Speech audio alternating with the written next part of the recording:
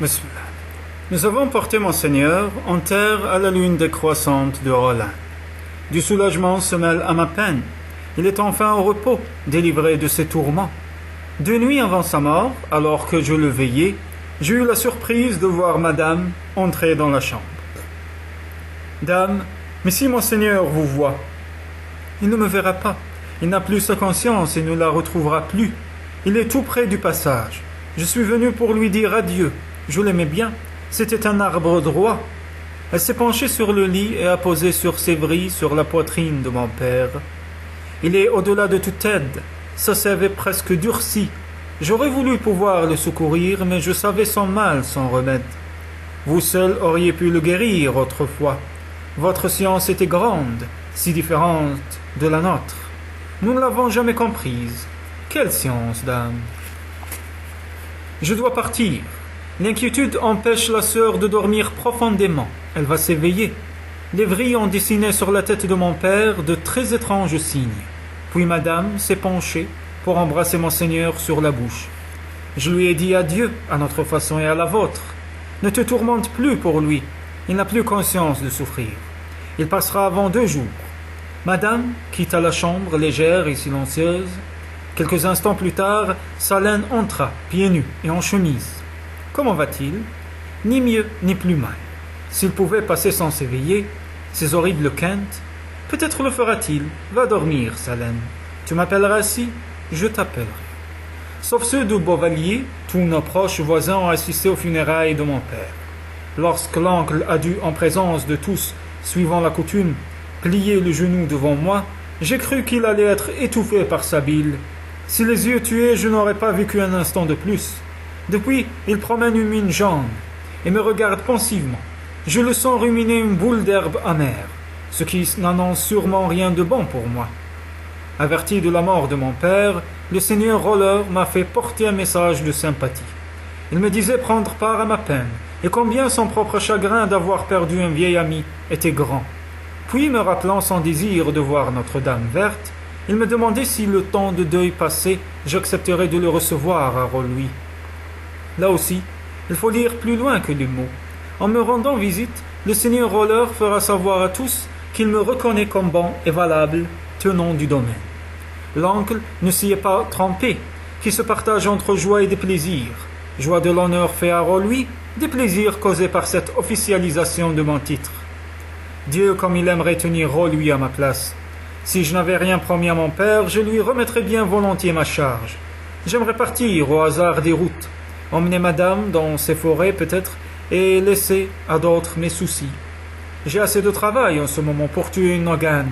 La vigne réclame et Jocham ne peut pas tout faire. L'oncle n'a jamais bougé un petit doigt pour ses tâches. Il croit que le domaine se gère par la grâce de Dieu et le travail des serves sans nulle autre intervention.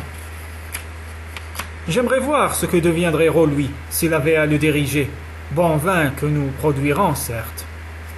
La première révolte dans notre région a éclaté au Beauvalier.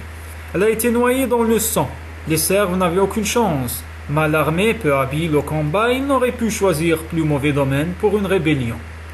Giran a une garde verte importante et bien entraînée.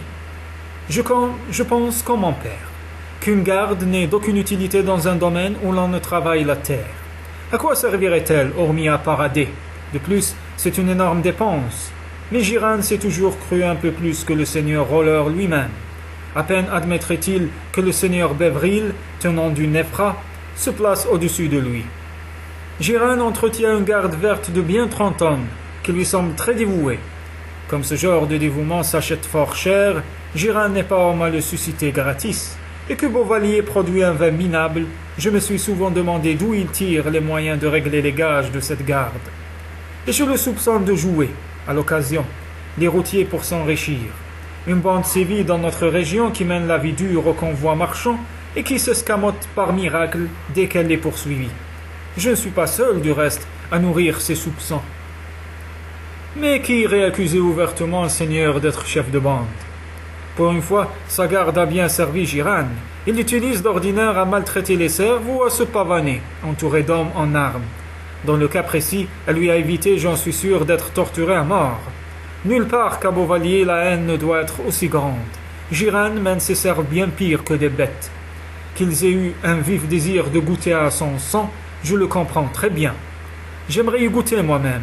Ils en étaient au stade, je peux l'imaginer, où plus rien ne compte, sauf un besoin forcené de vengeance. Ils n'ont pas gagné, et l'ont payé très cher. Jiran a fait sur cette terre une telle justice que bien des seigneurs qui pourtant partagent ses idées l'en ont blâmé. Tout homme d'honneur ne peut qu'être écœuré par de semblables atrocités. Il ne doit plus rester dans l'enclos de Jiran. 10 mâles blancs ayant dépassé l'âge de l'enfance et pas encore atteint celui de la vieillesse. Les autres ont été mis à mort de façon monstrueuse. J'ai dû faire taire l'oncle qui, au repas, se complaisait à rapporter des détails particulièrement répugnants. Sa laine était blême et prête à vomir. Madame seule me console. Ne sois pas si enfiévré, Jellal. Tout en toi est brasier. En ce moment, ta sève devient de l'acide. Détends-toi. Laisse couler le jour. Le temps arrange tout. Au bout du chemin, il faut franchir le passage et nul ne sait où il va. On vit ou on meurt, c'est tout. Les serfs du Bragard déferlent sur le Nefra. On dit que le seigneur Bevril va lever une armée verte. Des messagers courent les routes. Le seigneur Roller, à qui Rolui est lié par serment, est lui-même lié au seigneur Bevril. Lorsqu'il appellera à lui les tenants, il me faudra le suivre. Et comment le pourrais-je? Si j'avais mon libre choix, j'irais me battre avec les Blancs. Je me sens comme une bête forcée qui ne trouve plus d'issue. Je maudis mon père de m'avoir fait promettre tant, et je me maudis de n'être pas capable de rompre ma promesse. Je n'avais pas assez de charge, sans doute. Salène est venue me dire qu'elle est grosse de Daven. Salène? J'avais crié. Ma sœur a redressé la tête. Je n'ai pas de honte, j'en suis fière et heureuse. S'il devait ne pas revenir, j'aurais au moins son enfant.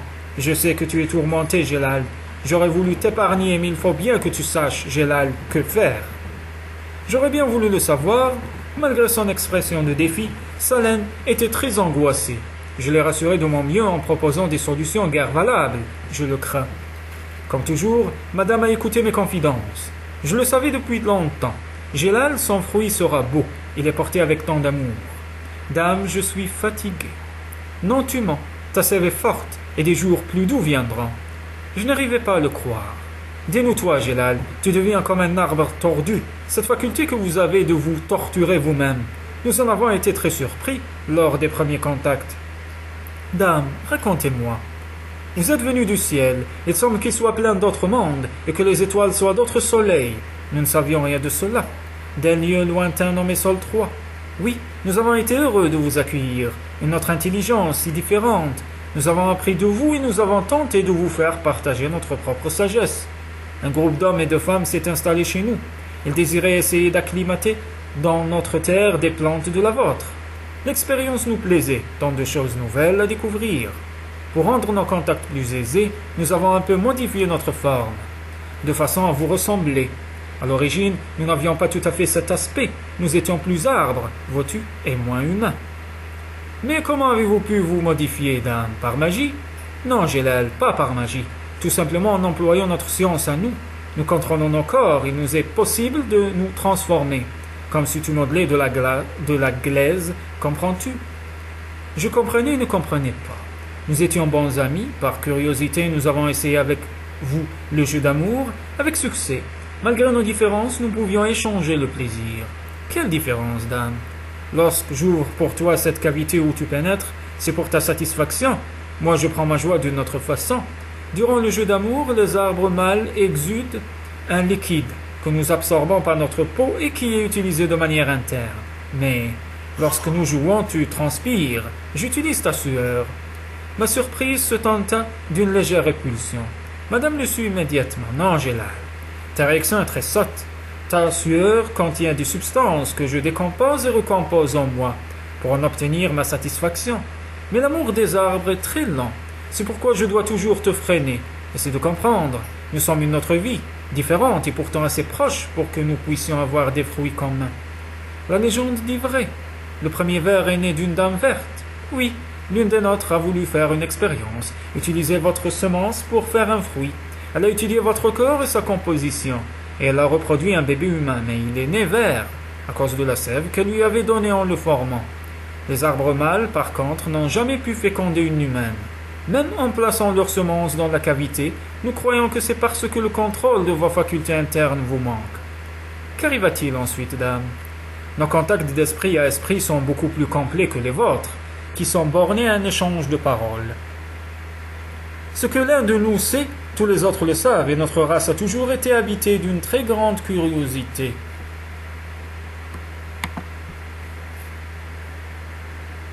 Beaucoup d'arbres femelles en désiraient un fruit d'homme. Comment se présentent ces fruits? Nous les portons dans une coque très dure à l'extérieur de nos corps.